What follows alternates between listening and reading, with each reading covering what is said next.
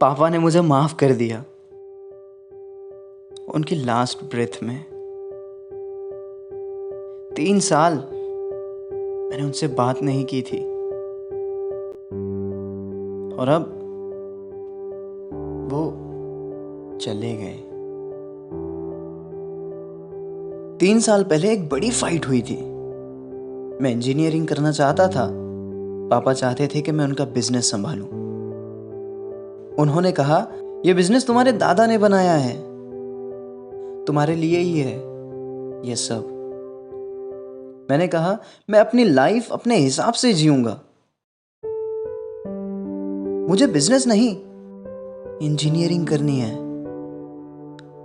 वो बोले, अगर इंजीनियरिंग करनी है तो ये घर छोड़ दो। मैंने कहा, ठीक है, मैं निकल जाता हूं। और उस दिन मैं घर से निकल गया। मां रोई, बहन ने रोकने की कोशिश की, लेकिन पापा चुप खड़े रहे। 3 साल मैंने उनसे बात नहीं की। ना मैं घर गया, ना उन्होंने फोन किया। ईगो दोनों की इतनी बड़ी थी। मां सीक्रेटली मुझसे बात करती थी, कहती, पापा तुम्हें मिस करते हैं, लेकिन बोलते नहीं। मैं कहता, अगर वो सॉरी बोले तो मैं आ जाऊंगा। मां कहती, बेटा तुम पहले बोल दो ना। लेकिन मैंने नहीं बोला। ईगो प्यार से बड़ी हो गई थी, स्टबर्ननेस फैमिली से इंपॉर्टेंट हो गई थी, और मैं यही सोचता रहता कि एक दिन वो सॉरी बोलेंगे, फिर मैं जाऊंगा। फिर एक सुबह 4 बजे माँ का फोन आया। वो रो रही थी।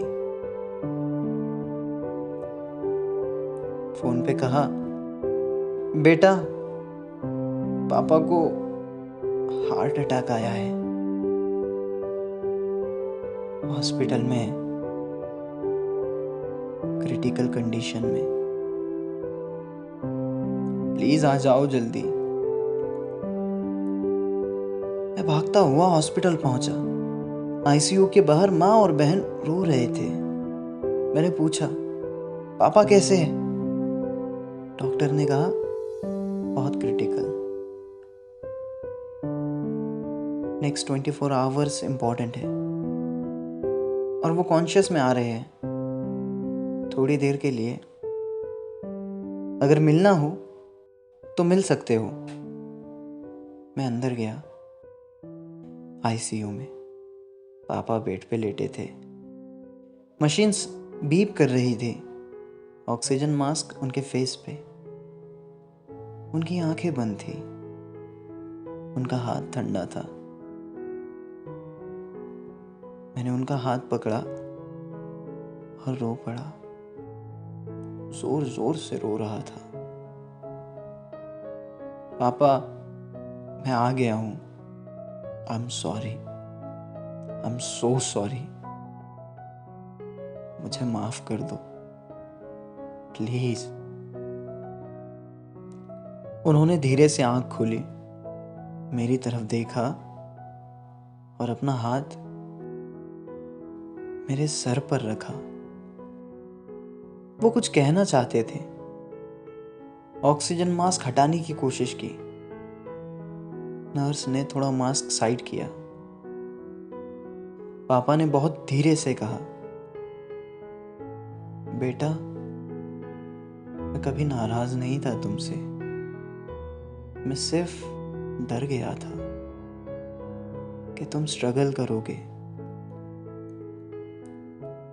मैं तुम्हें प्रोटेक्ट करना चाहता था बेटा, लेकिन तुम सही थे। अपनी लाइफ, अपने सपने, मैं प्राउड हूं तुम्हारा।